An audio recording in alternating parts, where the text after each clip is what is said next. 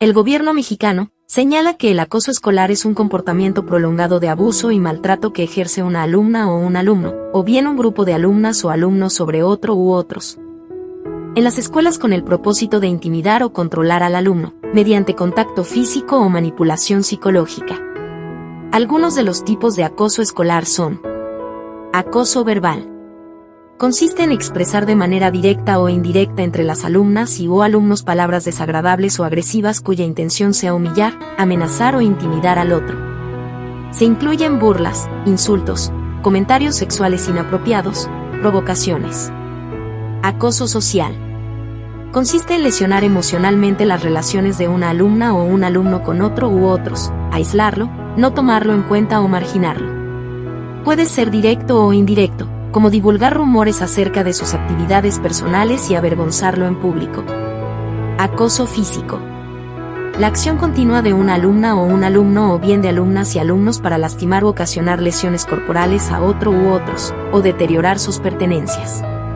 Incluye golpear, patear, pellizcar, escupir, hacer tropezar, empujar, tomar, romper o esconder sus cosas, hacer gestos desagradables o inadecuados con la cara o las manos.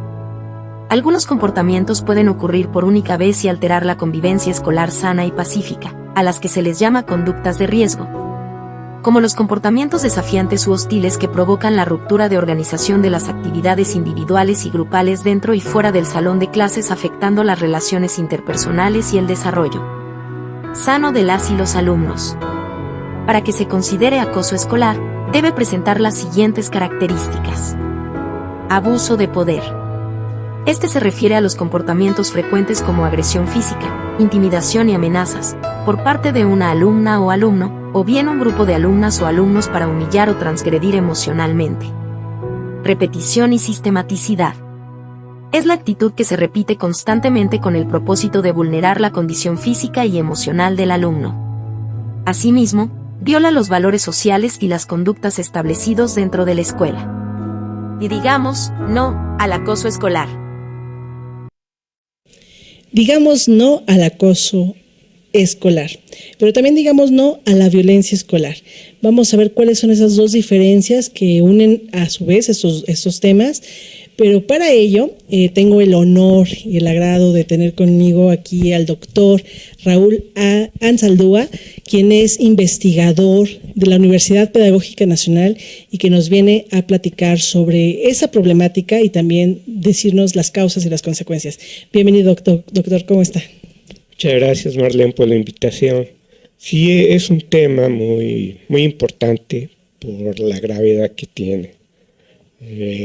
Generalmente se ha visto a partir del bullying, que es, digamos, mediáticamente la forma en que reconocemos la violencia escolar, ¿no? ¿Qué es el bullying? Que es el acoso insistente, intencional, de un grupo de alumnos o de un alumno hacia otro alumno o hacia otros alumnos. El bullying es tan grave en México que desde hace varios años ocupamos el primer lugar en casos de bullying, según evaluaciones de la OCDE y evaluaciones de Bullying Sin Fronteras, que es un organismo no gubernamental internacional. Es muy grave, tan grave también que el Consejo Ciudadanos de la Ciudad de México acaba de publicar una serie de cifras muy alarmantes. Se disparó el número de reportes sobre bullying en la Ciudad de México en un 205%. Estamos hablando de comparar las cifras que había en el 2019 con las del 2024. Se triplicó las cifras de reportes de bullying. Ahora bien, esas cifras, como todas las estadísticas, son las cifras oficiales, pero tenemos lo que se llaman las cifras negras, que son los casos que no son reportados. Entonces, tenemos un número de casos de bullying espeluznante. Y que es un tema tan serio como que está en riesgo la infancia, la adolescencia y que puede llegar, voy a omitir la palabra para cuestiones de censura del internet, pero puede llegar en un momento en el que los pequeños, los menores de edad, no quieran ya estar en este mundo y hay quienes logran ya no estar aquí, o la violencia genera que también se generen pequeños infractores. Sí, así es, y otra vez algunas cifras que nos pueden dar una idea de lo que está pasando. Esto es también del Consejo Ciudadano de la Ciudad de México. De los casos de bullying, el 45% son de secundarias, el 27% son de primarias, el 17% son de media superior, el 6% son de preescolar y el 4% son de educación superior. Si tomamos la franja de primaria a media superior, estamos hablando de que el 89% del bullying se da en esa franja, es decir, infancia, adolescencia. Se da en todos los estratos sociales, no es privativo porque alguien puede pensar, es una cuestión de clase, no, se da en todos los estratos sociales. Entonces, llama mucho la atención esto y, por supuesto, los focos están puestos en la Secretaría de Educación. Exacto. ¿Qué está haciendo la Secretaría de Educación? Y de acuerdo con algunas investigaciones, ¿qué están haciendo? Hay protocolos, sí hay protocolos, afortunadamente, porque se marca, digamos, una serie de acciones que se tienen que seguir, tanto a nivel legal como a nivel de instancias, porque cuando hay un caso de violencia escolar, no nada más se reporta a la SEP, depende de la gravedad del caso, pero se reporta a otras instancias, se puede reportar a derechos humanos, en fin, hay varias instancias. En el caso de la SEP, de la Ciudad de México, se cuenta con una unidad de atención al maltrato infantil, que es la UAMASI. Pero la UAMASI no se da abasto con toda la cantidad de quejas, y ahora también la UAMASI está atendiendo conflictos entre maestros como mediadores. Pero la UAMASI tiene, digamos, la facultad de investigar qué pasó y de derivar, ¿sí? Pero nada más existe en la Ciudad de México. En el resto del país no existe. Quedan desprotegidos totalmente. Totalmente. Y bueno, sí hay intenciones, hay discursos, hay materiales, hay propuestas, pero no se llevan a cabo. O sea, propuestas, documentos, materiales de prevención y de atención a la violencia escolar, pero no se llevan a cabo. ¿Por qué no se llevan a cabo? Bueno, entre otras cosas, porque los maestros no tienen la capacitación para poderlos implementar. Por otra parte, tampoco cuentan con un espacio de tiempo para dedicarse a eso. Se ha privilegiado el estudio de los contenidos y toda esta parte programática, pero se ha descuidado abrir un espacio para trabajar, prevenir la violencia escolar. Y habrá que revisar también los protocolos, porque obviamente están siendo insuficientes y a veces no se llevan a cabo adecuadamente. Entonces, todo eso se tiene que revisar. Ojalá que con esto que está sucediendo, lo que acaba de suceder con el caso de Fátima, se empieza a tomar cartas en el asunto, porque la verdad es que es un problema gravísimo. Y tan grave que desde su campo de investigación, desde la parte psicológica, ¿cómo afecta tanto a quien hace el bullying, quien recibe el bullying, la familia de ambos y los maestros? O sea, porque me imagino que es un contexto social lo que va a afectar psicológicamente. Sí, mira, hay que entender primero una cosa. La violencia que vemos en las escuelas es una especie de síntoma de una problemática muchísimo más amplia. Hay un autor que es muy reconocido y que es base de muchas investigaciones, que es Johan Galtung.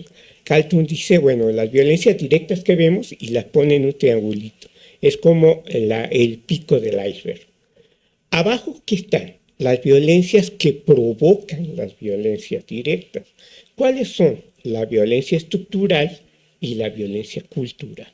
¿Qué es la violencia estructural? Son las desigualdades sociales.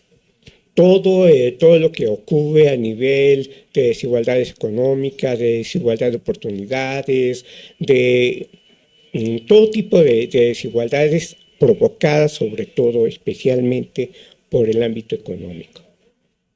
Esto se refleja en la violencia cultural. Lo vemos. Hay narcotráfico, hay series de narcotráfico, hay narcocorridos. ¿Sí? La música que también está... La música también, ¿sí?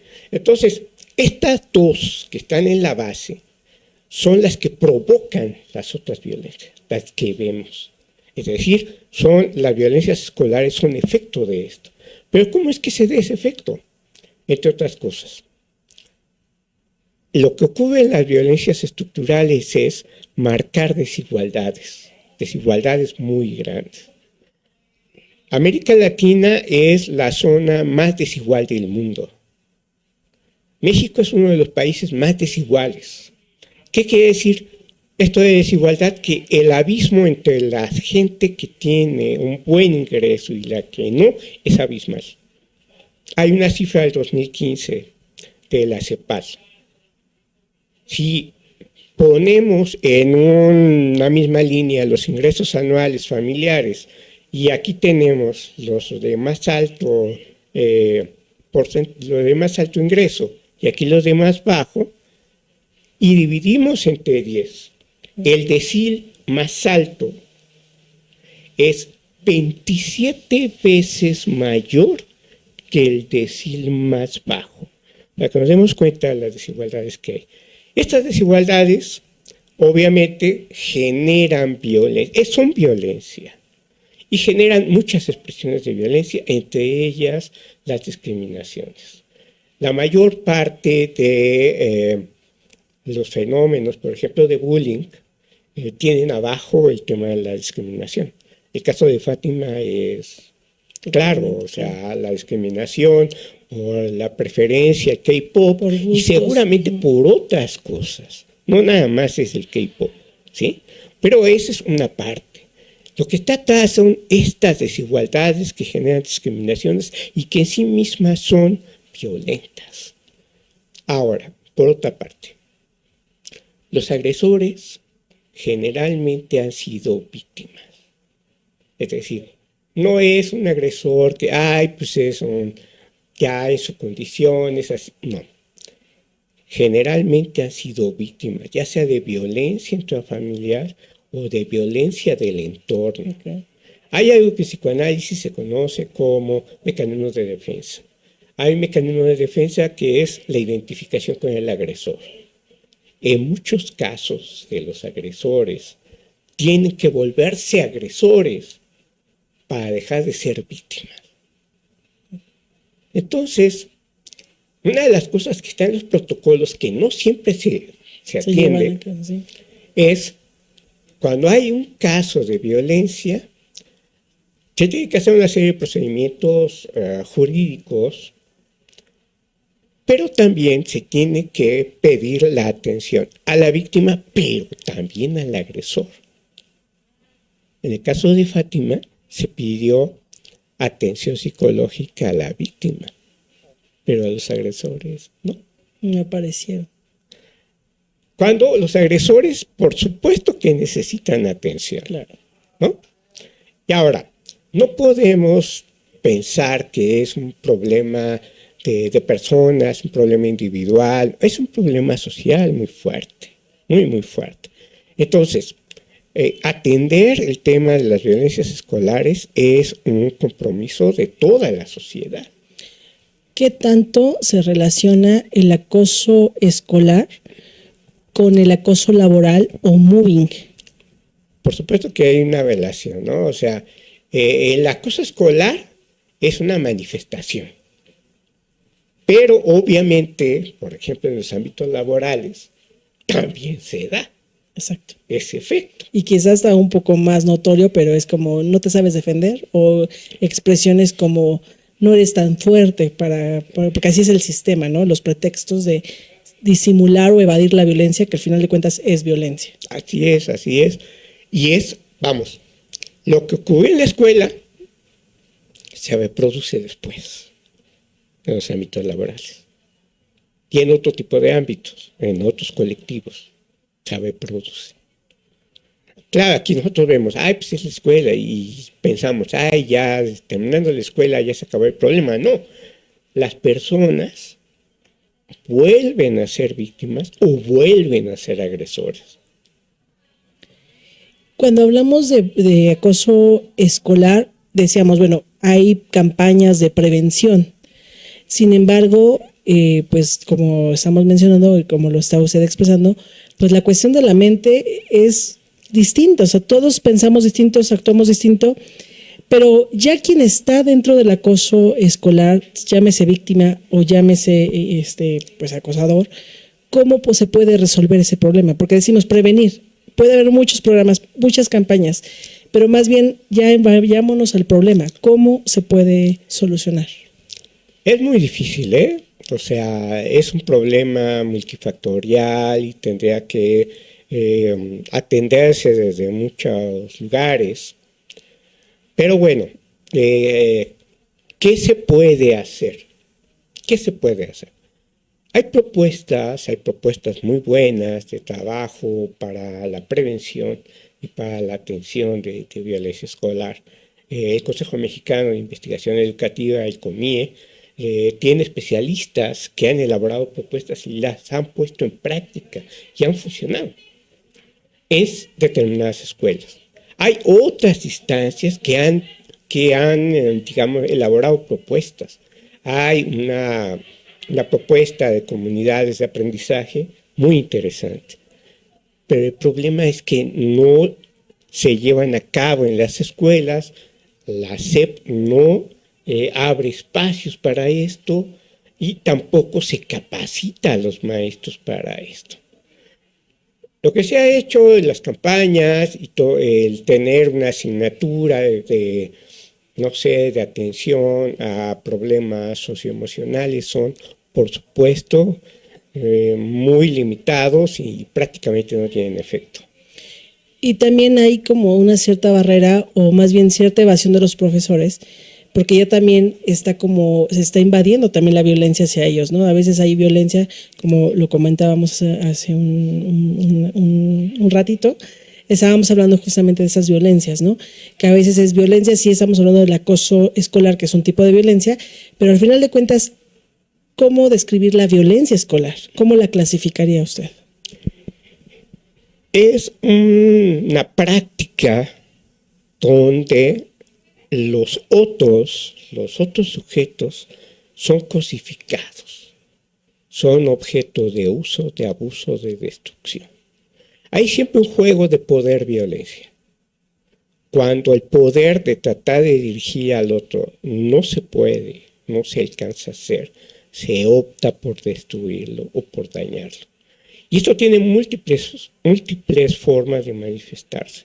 No nomás es el bullying, es la violencia de la escuela, frente a los alumnos, a los maestros, la violencia en la escuela, que es entre pares, entre alumnos y maestros, entre padres de familia y maestros, entre padres de familia y alumnos, la violencia en torno a la escuela, no nada más dentro de la escuela, las redes sociales, los ámbitos delictivos que están ahí alrededor y que se meten a la escuela. Estamos inundados de narcomenudeo en las secundarias, ¿sí? Y la violencia contra la escuela, que viene a veces de los padres de familia, porque obviamente se hace una especie de círculo vicioso. El padre de familia, sobre todo las víctimas, dice, es que la escuela no está haciendo nada, pero es que la escuela no puede hacer mucho, ¿sí? Y entonces, obviamente, los padres de familia agreden a la escuela, a los maestros, a los directores, a los supervisores, porque no están haciendo nada, pero la SEP tampoco les permite hacer nada y las instancias tampoco. Entonces, se hace un círculo muy fuerte, ¿no? Y eso es lo que se tiene que romper. Una forma es, si hay propuestas claras, incluso probadas, ¿por qué no la SEP abre espacios para llevarlas a cabo? Primero hay que capacitar, pero hay que abrir espacios. De nada sirve tener de 8 a 12 clases de contenidos si tenemos este problema. Podemos dedicar 1 hora, 1 hora y media a la semana para realizar actividades de prevención y de atención. Para saber convivir, para saber relacionarse y sobre todo también se va a escuchar como un poco fuerte, pero para enfrentar el espejo que tenemos de la sociedad, porque esos son los pequeños espejos que nos están marcando, ¿no? Todos estamos a la defensiva, todos estamos en esa violencia constante, quizás se ve un poco más en las ciudades, como es el caso de la Ciudad de México, pero no excluye también a otros estados de la República. Sí, y ya para ir concluyendo, eso se puede hacer en la escuela, pero la escuela es una partecita de todo esto. Necesitamos también como sociedad hacer cosas, cuestionar los consumos culturales que tenemos, producir consumos culturales sanos, mejorar las relaciones en las familias, mejorar las condiciones sociales de todos, especialmente de los maestros. Los maestros están en condiciones terribles. Entonces, no podemos decir, bueno, que la escuela se encargue. La escuela puede tratar de hacer algo, pero necesitamos que haya otros elementos que también participen. Así que digamos no al acoso escolar y cada uno desde su trinchera hacer algo. En este caso nosotros aquí en ese espacio estamos dando un espacio para exponer el tema, un tema que es bastante complicado. Usted desde la parte de la investigación, pues desde la Universidad Pedagógica Nacional, están haciendo constantes investigaciones, dando distintos conversatorios, investigaciones, exposiciones, y pues los maestros también tendrían que hablar este tema así, como se hablan otros temas, se tendría que hablar muy cotidiano. ¿Qué pasaría si esto, no? ¿Cómo concluimos en una generalidad? Yo creo que tenemos que ser muy sensibles, ojalá también haya espacios, que la SEP abra espacios y abra formas de capacitación para los maestros, porque los maestros a veces no pueden hacer mucho o no hacen nada, pero porque no saben qué hacer, no están capacitados para atender esto. Eso lo tenemos que resolver. Y tenemos que ingeniar, pero también la SEP, abrirse a propuestas y pensar propuestas efectivas de intervención. Eso en el caso de las escuelas. Tenemos que ver las otras instancias. Yo creo que yo concluiría con eso que está comentando, es hacer un llamado a la Secretaría de Educación Pública, a las personas que son parte del sistema de la Secretaría de Educación Pública, que hagan porque si prohíben o si hacen omisiones o de pronto evaden, pues la sociedad podemos unirnos y decir queremos esto, pero si no está legalmente identificado, si no está en una normativa, pues queda todo en balde, ¿no? Todo este trabajo. Y por otra parte, pues yo también creo que es muy importante que las personas, si ya están viviendo, en este caso, si veo que mi hijo o mi hija está sufriendo acoso o está siendo acosador, pues inmediatamente recurrir a la salud mental y a una atención psicológica y, si fuera el caso, a una situación psiquiátrica. Sí, así es. Y bueno, otra cosa que rápidamente. Estamos hablando de que la escuela puede hacer, pero también los maestros están hiperexplotados. Entonces, si todavía les cargamos más, tenemos que cambiar las condiciones laborales de los maestros. Tienen un montón de trabajo administrativo que a veces no tiene sentido. Entonces, eso también se tiene que cambiar. Exactamente. Pues, doctor, yo le doy muchas gracias por haber venido a exponer este tema y que las personas que nos están escuchando pues hagan conciencia y que también si tienen propuestas, pues que las comenten, y si no las quieren comentar, que las accionen. Así es. Muchísimas gracias. Despido con mucho gusto al doctor Raúl Anzaldúa.